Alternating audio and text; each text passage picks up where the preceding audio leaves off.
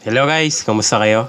Ayon sa isang pag-aaral na isinagawa ng Imperial College of London, ang average height daw ng Pinoy ay 5'4" at ang height naman ng Pinay ay 4'11". Kung pagbabasehan ng pag-aaral na ginawa, sinasabing sa Southeast Asia, ang height ng mga Pilipino ay panglima sa mga taong may pinakamababang height sa buong mundo.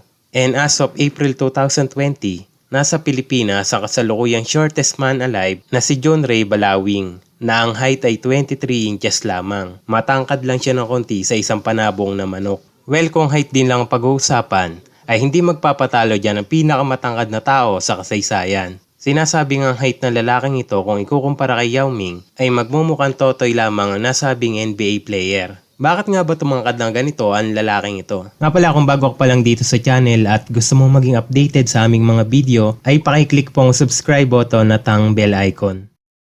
Si Robert Pershing Wadlow ay pinanganak noong February 22, 1918 sa Illinois, USA.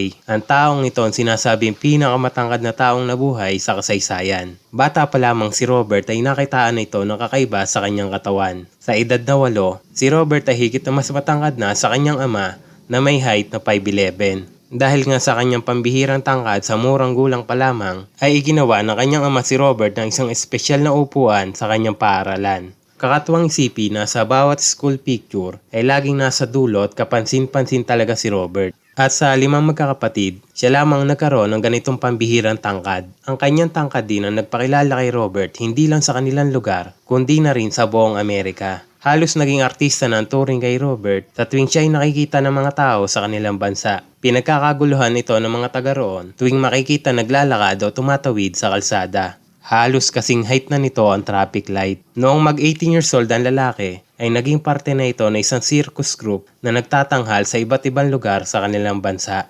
Napakapambihira naman kasi talaga ng sukat ni Robert. Maging ang kanyang paa ay sinasabing 18 inches ang sukat. Dahil walang magkasyang sapatos sa lalaki, ay inisponsoran ito ng isang international shoe company upang magamit ng lalaki. Di tulad ng ibang mga matatangkad na tao na hirap maglakad, si Robert ay normal na nakakalakad. Ang pagtangkad daw na ito ni Robert ay sanhi ng overactive pituitary gland na nagre-resulta ng napakataas na level ng growth hormone. At sa edad ng 18 years old ay umabot na sa 8'4" ang height ni Robert. Simula nung ipinanganak ay nadadagdagan ng average na 2 to 3 inches ang height ng lalaki at hanggang sa kamatayan nito noong July 15, 1940 sa edad na 22 ay muling sinukat ang height ni Robert. At ito nga ay may taas na 8 feet and 11 inches. Hanggang sa ngayon ay wala pang nakakabura ng record ni Robert bilang pinakamatangkad na taong nabuhay sa kasaysayan. Usapang height rin lang ay dagdag na rin natin ang ilang trivia tungkol sa height. Mas maagang tumangkad ang mga babae kaysa lalaki dahil sa early puberty. Ito ay base sa ginawang pag-aaral ng isang universidad sa New York. Karaniwang nag-uumpisa ang lubos na pagtangkad ng babae sa edad na 11 years old. Ang lalaki naman ay humahabol ng taas sa edad na 13 o 14 years old.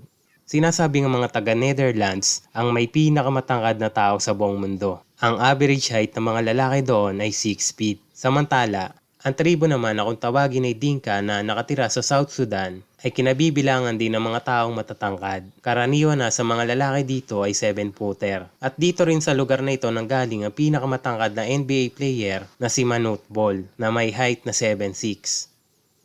Sinasabing ang height ng tao mapalalaki man o babae ay nababawasan pagtungtong ng edad 40. Iisa lamang ang tinuturong dahilan at ito nga ay ang pagkakaroon ng osteoporosis o sa madaling salita ay ang pagkakuba. Habang bata pa lang ay minumungkahi ng mga doktor ang ehersisyo at pag-inom ng gatas upang mapatibay ang buto.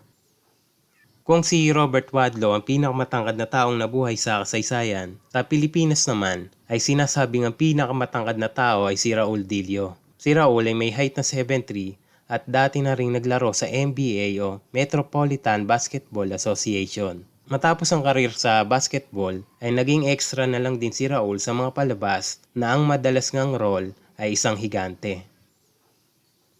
Si Adam Rayner na pinanganak noong 1889 ang kaisa-isang tao sa mundo na pinanganak na unano at namatay na higante. Parang napakahirap paniwalaan pero ang istorya ni Adam ay totoong nangyari. Nagumpisa ang pagiging unano ni Adam nung ito'y pinanganak at sa edad niyang 19 ay may taas lamang siyang 3'7". may ituturing na dwarfism ang mayroon si Adam. Ngunit ang pagiging maliit niyang iyon ay nagwakas nang siya ay magkaroon ng tumor sa utak. Ang tumor na iyon ay naging sanhi ng pagkakaroon ni Adam ng abnormal na growth hormone na nagpabago nga sa kanyang tangkad. Kada taon ay nadadagdagan ang height ni Adam ng hindi bababa sa 2 to 3 inches. At sa edad na 33 ay nakakagulat na ang height ni Adam ay naging 7'2". Nagpatuloy pa rin ang pagtangkad ni Adam na umabot pa ng 7'8" at hanggang sa ito ay namatay noong March 4, 1950. At diyan nagtatapos ang ating kwento at muli ay salamat po sa panonood. Pero bago yan ay shoutout muna sa mga sumusunod. Shoutout kay Risa Aquino. Salamat. Shoutout din kay Rowena Paed. Shoutout kay Mary Glidel. Salamat. Shoutout din kay Terdy Bacalares. At shoutout kay Godwin Godfrey. Salamat.